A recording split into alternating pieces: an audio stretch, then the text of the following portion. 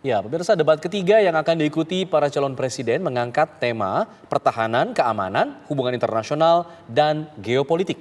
Meski di atas kertas Prabowo dinilai menguasai karena menjabat sebagai Menteri Pertahanan, tetapi pemirsa, siapa sesungguhnya yang mampu mengurai dan memberikan solusi atas beragam persoalan yang mungkin dihadapi oleh Indonesia?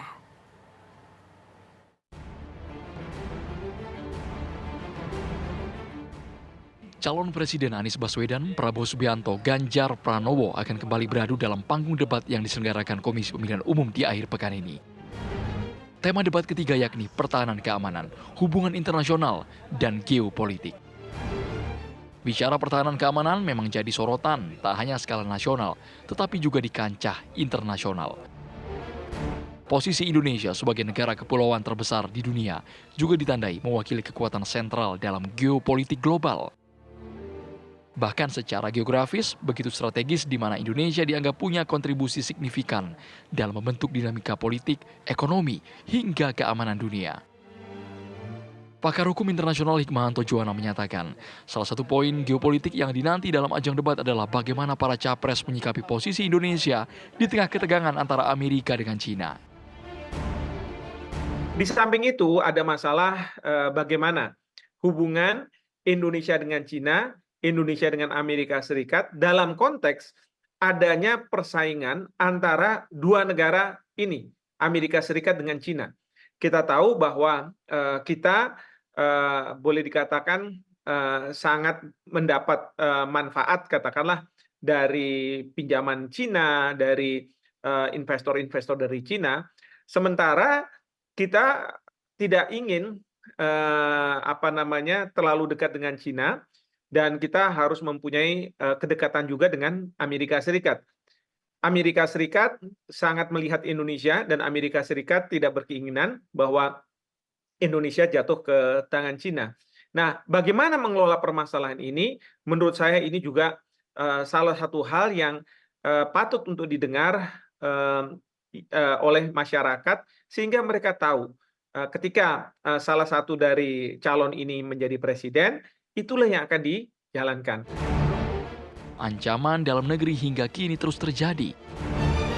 Seperti kelompok kriminal bersenjata yang ingin melepaskan diri dari NKRI, kapal asing ilegal yang kerap menyelundup ke perairan Indonesia, hingga ketegangan di Laut Cina Selatan yang dapat mengancam perdamaian regional. Meski di atas kertas Prabowo begitu erat kaitannya dengan tema pertahanan karena menjabat sebagai Menhan, tetapi siapa sesungguhnya calon presiden yang menguasai beragam isu tersebut? Mampukah ide dan gagasan dari Anies, Prabowo, atau Ganjar mengurai ancaman dan tantangan yang dihadapi Indonesia? Tim TV One mengabarkan.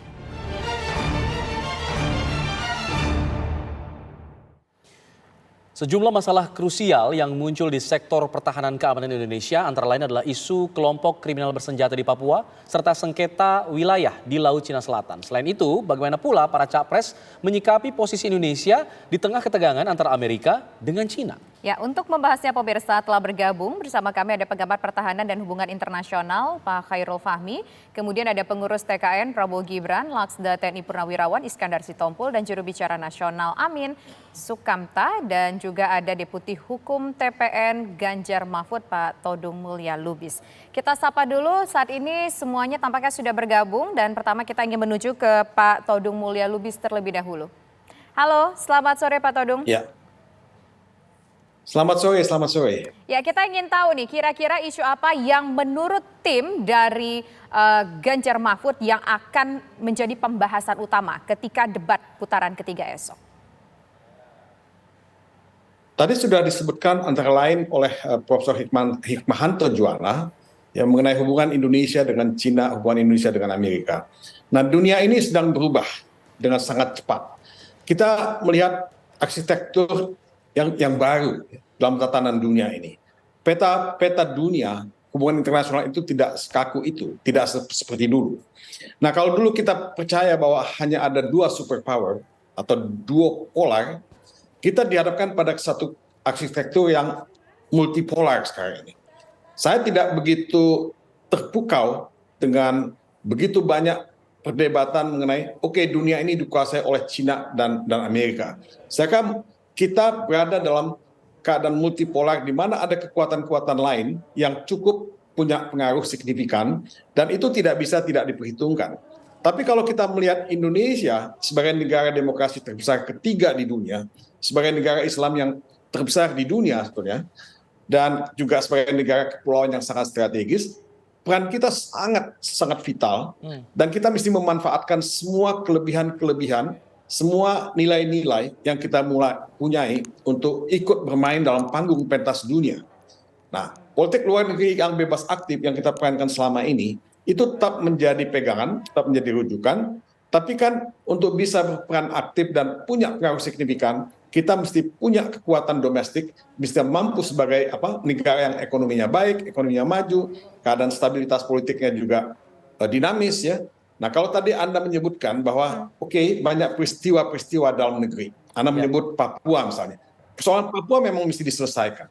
Ini memang persoalan domestik, tapi akan selalu dilihat sebagai satu persoalan dalam kacamata internasional. Jadi kekuatan politik luar negeri kita itu berada dalam kemampuan kita mengelola politik dalam negeri, mengelola ekonomi dalam negeri. Nah, dunia ini sedang dalam banyak sekali cobaan.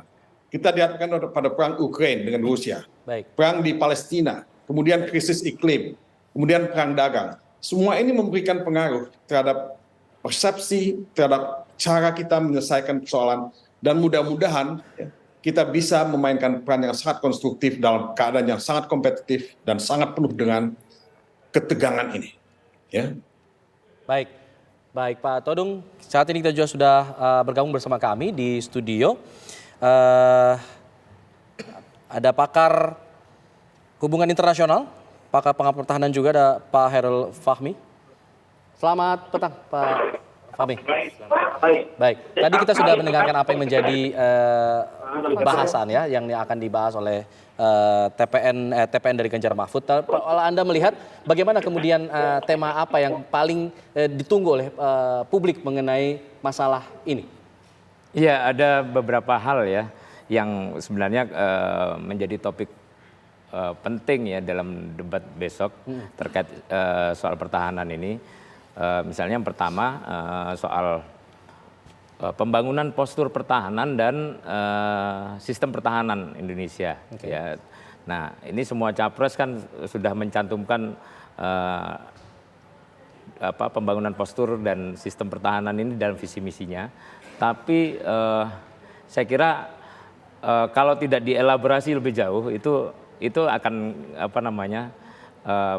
multitafsir gitu ya, multitafsir dan dangkal gitu ya, sehingga penting nanti dalam debat besok itu ya hal-hal yang terkait dengan pembangunan postur pertahanan ini dielaborasi, karena itu akan juga turunannya kan jelas ya, soal alutsista, kemudian soal bagaimana respon terhadap ancaman baik yang dari dalam negeri maupun tadi hotspot di sekitar wilayah negara kita. Gitu. Ini kan berarti postur pertahanan itu mencakup semua di situ. Bagaimana alutsista, bagaimana kemudian kita melihat soal geopolitik yang ada saat ini, hubungan yang di antara Cina, Amerika, Rusia dan berbagai perang-perang yang ada di dunia pada saat ini yang terjadi. Tetapi bagaimana kemudian tim dari yang lain, misalkan tadi kita sudah mendengar dari Ganjar Mahfud seperti apa menjadi fokusnya, lantas bagaimana dengan Amin dan juga dengan Prabowo Gibran, apa kira-kira menjadi fokus utamanya dalam